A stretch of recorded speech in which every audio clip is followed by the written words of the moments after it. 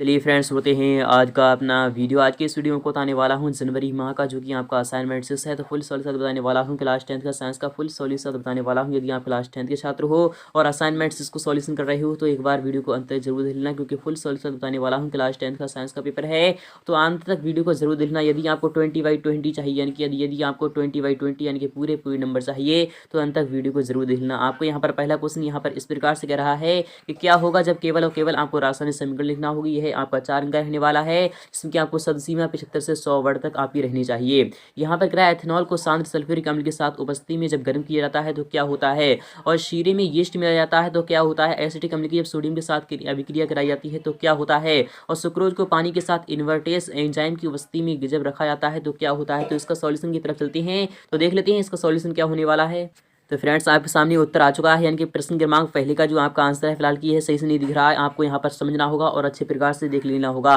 पहले क्रमांक का आपका पहला क्वेश्चन है, यहाँ पर पहले वाले का यहाँ पर आंसर है जब यानी कि CH3CH2OH के साथ जब सांद्र सल्फ्यूरिक की यानी कि उपस्थिति में जब क्रिया कराई जाती है तो क्या बनता है, तब ये अमीन बनता है। क्या बनता है, अमीन बनता है। तो मैंने यहाँ पर आपको बता दिया है कि जब CH यानी कि जब इस तरीके से बनता है और साथ ही साथ H2 बनता है, इसे मैंने आपको अलग से दिखा दिया है कि जब H2 यानी कि H2 बनता है सांद्र सल्फ्यूरिक अम्ल के साथ बनाता है जब, और यहाँ पर साथ ही साथ अमीन भी बनती है।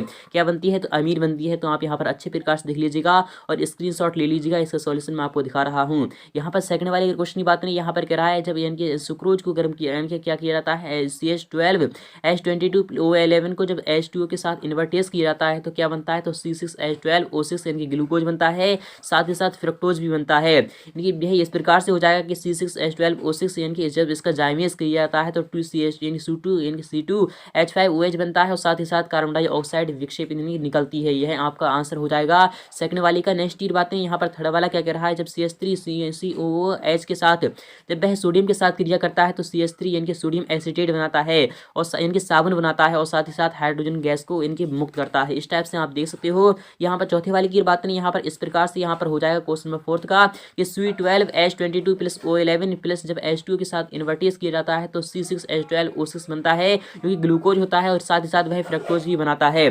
तो आप यहाँ पर देख सकते हो जब जाइमेज किया जाता है तो इस प्रकार से आपका आंसर हो जाएगा। तो आई होप आपको समझ में आ चुका होगा। C6H12O6 जब जाइमेज किया जाता है तो T26H2H5OH यानी कि प्लस साथ साथ 2H2CO2 भी बनता है। इसे हम एथेनॉल कहते हैं। तो आपको याद रखना होगा। तो आई होप आपको समझ में आ चुका होगा। नेक्स्ट ईयर जाने चलें। तो फ्रेंड्स, यहाँ पर सेकंड वाला क्वेश्चन क्या कह रहा है, आपको देखना होगा और समझना होगा कि एसिडिक अम्ल के निर्माण की शीघ्र सिरका विधि को आपको चित्र सहित समझाना होगा। तो मैं आपको दिखा रहा हूँ। इसकी सबसीमा आपके 75 से 100 वर्ड रहने चाहिए और अंक जो आपके 4 अंक रहने चाहिए। तो देख लेते हैं इसका भी आंसर आपका काफी महत्वपूर्ण रहने वाला है।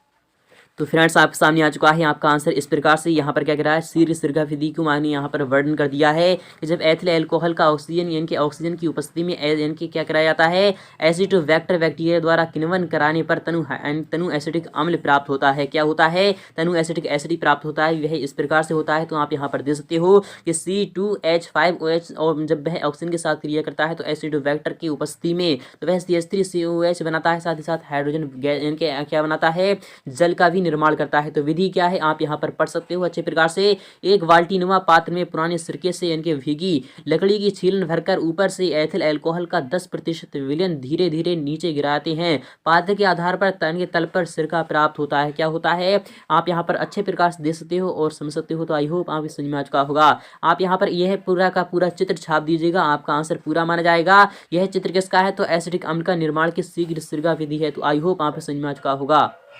नेक्स्ट ये बात नहीं, यहाँ पर थर्ड वाला क्वेश्चन भी काफी महत्वपूर्ण रहने वाला है। यहाँ पर कह रहा है गोलीय दर्पण से संबंधित निम्न परिभाषित शब्दों का आपको वर्णन करना होगा, इनकी परिभाषित करना होगा। इसका भी वर्ड में आपको यानी 75 से 100 वर्ड में आपको आंसर लिखना होगा। तो वक्रता केंद्र, वक्रता त्रिज्या व ध्रुव और द्वारा किसे कहते हैं, तो इसका आंसर की तरफ चलते हैं।